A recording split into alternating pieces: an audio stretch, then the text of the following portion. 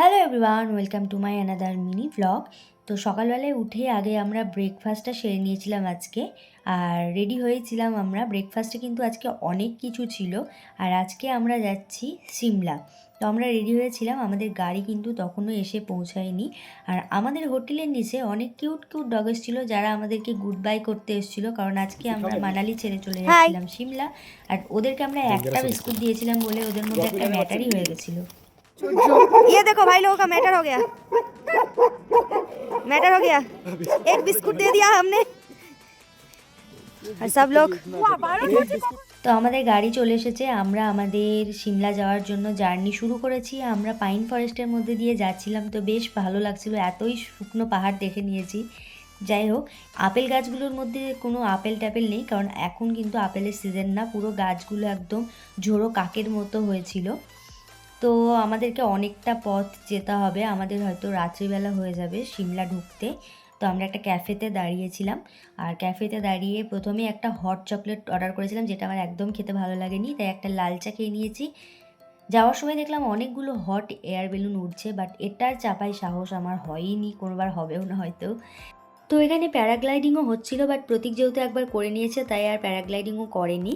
আমরা কুল্লুতে গেছিলাম, কুল্লুতে গিয়ে আমরা বৈষ্ণব দেবী মন্দিরে ঢুকেছিলাম।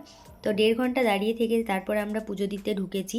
একটা গুহার মধ্যে দিয়ে এই মন্দিরের ভিতর প্রবেশ করতে হবে, যেটা প্রথমবার আমার এক্সপিরিয়েন্স। মানে ঠাকুরকে পুজো দিয়েছি, খুব ভালোভাবে আমরা পুজো দিয়েছি। আর এখানে অনেক দেবতার মূর্তি আছে দেখার মতো। তারপর উপর থেকে দেখলাম এখানে রাফটিংও হচ্ছিল, আর এখানে আমরা 2.5-3 ঘন্টা কাটিয়ে ফেলেছিলাম। কিভাবে টাইম কেটেছে আমরা কিচ্ছু বুঝতে পারিনি।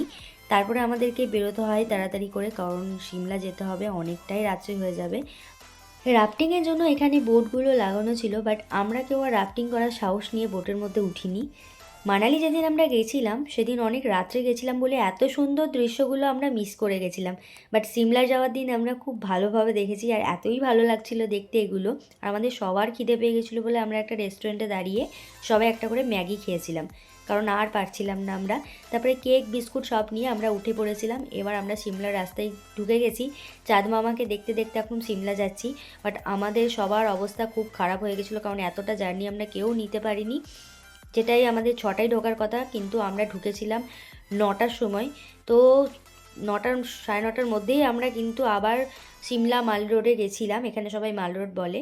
তো মাল রোডে আমরা গেছিলাম, আর ওখানে গিয়ে প্রায় সব বন্ধের দিকে, বাট আমরা ওখানে ওইটুকু টাইমের মধ্যেই টুকটাক জিনিস কিনি। দেখেই বুঝতে পারছো প্রচুর টায়ার্ড হয়ে আছি। তো চলো এখন হোটেলের দিকে যাচ্ছি, ডিনারটা সেরে নেবো। তো নেক্সট ব্লগে দেখা হবে।